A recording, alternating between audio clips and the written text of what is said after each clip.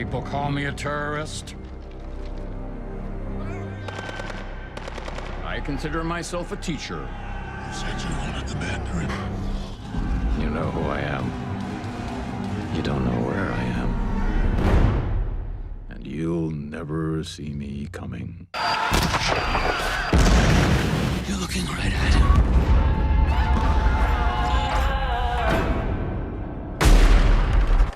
What's going on, everyone? It's Semp. Hope you're all doing great. Today we're going to be discussing Shang Chi and the Legend of the Ten Rings, but more so an in-depth look at Shang Chi himself and what we can expect from the movie. Going to be diving into his origin, powers, the Mandarin, and any news and rumors that we've heard about the movie so far. But before we get started, if you like talking about Marvel, the MCU, comics, and everything in between, subscribe to the channel. I'm posting weekly videos, so go click that red sub button and share the page with a friend. I'm also still running that pop figure giveaway. To enter, all you gotta do is be subscribed and leave a like and comment. Other than that, let's get into the video. Let's go. So Shang-Chi was announced last year at Comic-Con 2019. It's expected to release in May of 2021, barring any more delays, and Shang-Chi is being played by the actor Simu Liu. Now, I'm sure a lot of people don't know exactly who Shang-Chi is, because he's not your everyday character like Hulk or Iron Man, Wolverine, so let's break down his origin first. Shang-Chi was created by Steve Englehart and Jim Starlin in 1973 when he first appeared in the Special Marvel Edition issue number 15. Often referred to as the Master of Kung Fu, Shang-Chi is proficient in Wushu-style combat, which is essentially Chinese martial arts. He was born in the Hunan province in the Republic of China and actually is the son of Fu Manchu, who is the Chinese mastermind that attempted world conquest and is basically evil. Being born and raised from infancy in the martial arts, when he was old enough, he was sent on a mission to London where he was to murder Dr. James Petrie. The doctor was claimed by Shang-Chi's father to be evil and was a threat to peace, but after he assassinated him, he actually comes to find out the truth about his father from his arch nemesis.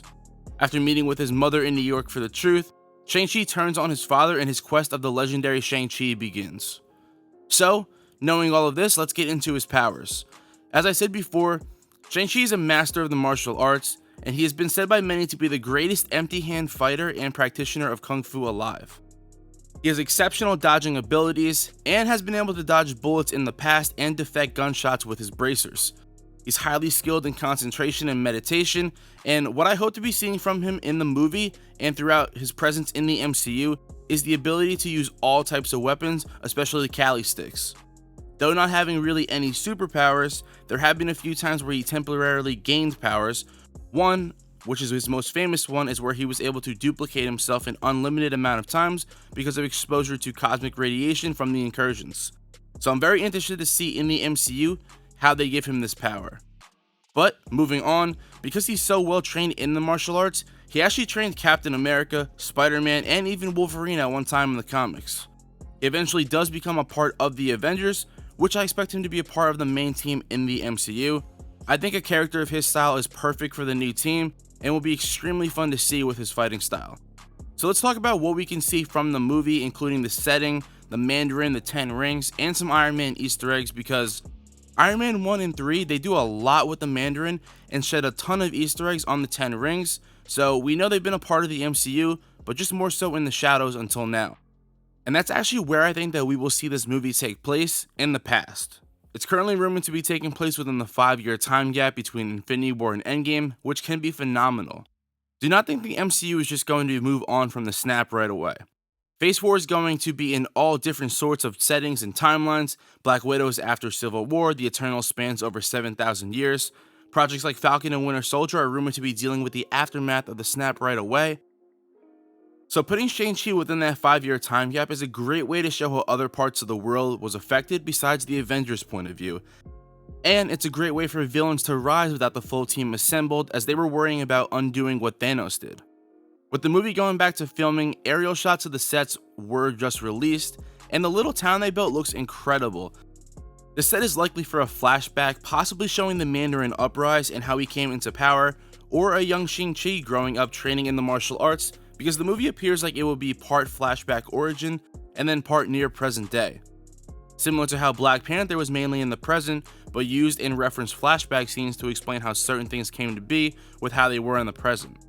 The movie is set to take place around the tournament arc, similar to the movie Enter the Dragon, and we've heard this from multiple times in other scoopers, and it seems like this will be the main portion of the movie.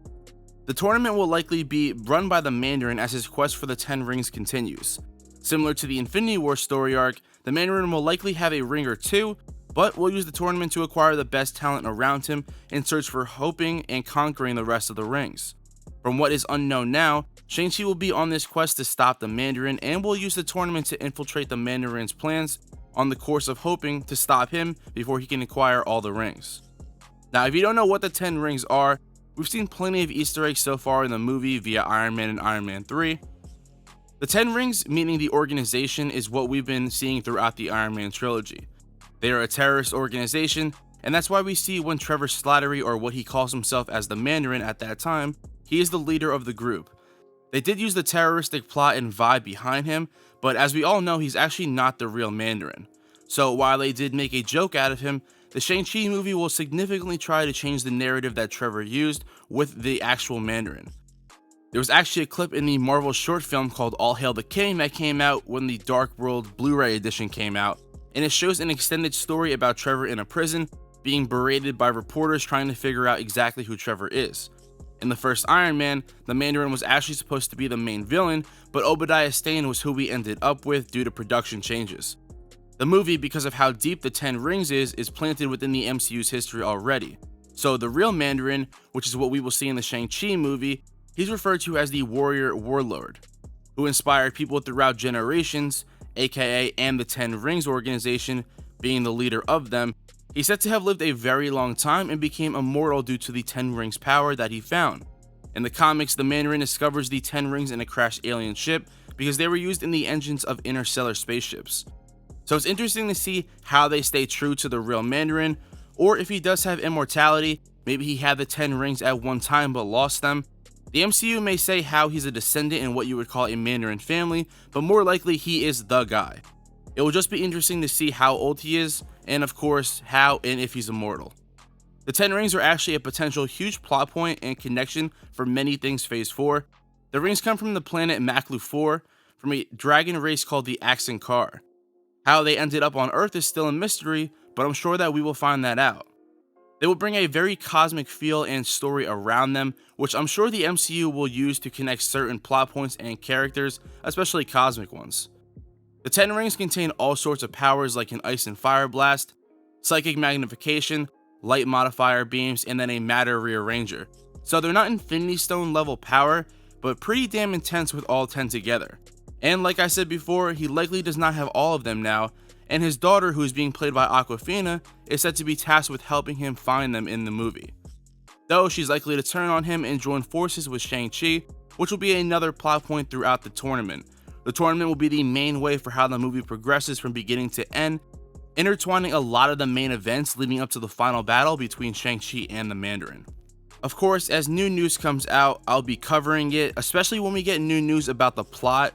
I do want to learn a lot more about this, but hopefully this gave you a little taste of what Shang-Chi can be. So drop a comment below if you're hyped for the movie, and hopefully you learned something new. I ran a poll on my Twitter and it seemed like nobody knew about him at all, so the coverage of this movie as compared to others has been a lot less, but this is slowly becoming one of my most anticipated projects because of the potential storyline, and just because it's new and different feel in the MCU, so I can't wait. As always, you can find me on Twitter at AnotherMarvelG to keep up to date with all my new content and announcements. All links to my socials are below, including where you can find the podcast. And to help out the channel, if you did like the video, give it a thumbs up. Make sure to subscribe with the notification bells turned on so you don't miss any new videos. And stick around after the outro to check out all of my previous videos, including a Shuri and WANDAVISION, and Phase 4 teaser trailer updates, including Black Widow. But other than that, I just want to say thank you. I'm another Marvel guy, and I'll catch y'all on the blip.